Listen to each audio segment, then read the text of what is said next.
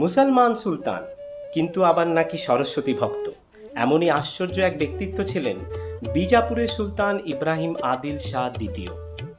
আকবরের মতো তিনিও অর্থোডক্স চিন্তাভাবনা থেকে বেরিয়ে এসে নিজের জীবনকে ভাবতে শিখেছিলেন। খুব অল্প বয়সে বেশ কিছু শৈবের সাহচর্য পান এই ইব্রাহিম। তারপর থেকেই হিন্দু ট্র্যাডিশনসের প্রতি তার অ্যাট্রাকশন বাড়তে থাকে। তিনি যখন সম্রাট হন সেই সময় বিজাপুর এবং তার সংলগ্ন সমস্ত এলাকায় যেখানে তার কন্ট্রোল ছিল, হিন্দু ট্র্যাডিশনসের প্রতিপত্তি বাড়তে থাকে। ফার্সির থেকে নাকি সংস্কৃতের ওপর দখল ছিল তার বেশি, কিন্তু যে জিনিসটির ওপর তার সবচেয়ে বেশি ক্লোজনেস ছিল হিন্দু ট্র্যাডিশনসের ব্যাপারে, সেটি হলেন মা সরস্বতী। তিনি যে সমস্ত ফরমান জারি করতেন সেখানে ফরমান শুরু হতো মা সরস্বতীর বন্দনা দিয়ে। একবার তো বিজাপুরের নাম বদলে রেখে ফেললেন বিদ্যাপুর।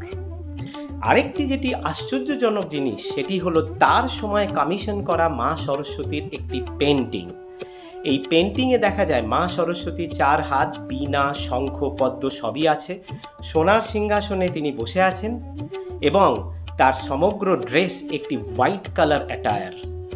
যদি কখনো জয়পুরের সিটি প্যালেস মিউজিয়ামে যান, সেখানে গিয়ে আজও দেখতে পাবেন রাখা আছে ইব্রাহিম আদিল শাহের মা সরস্বতী।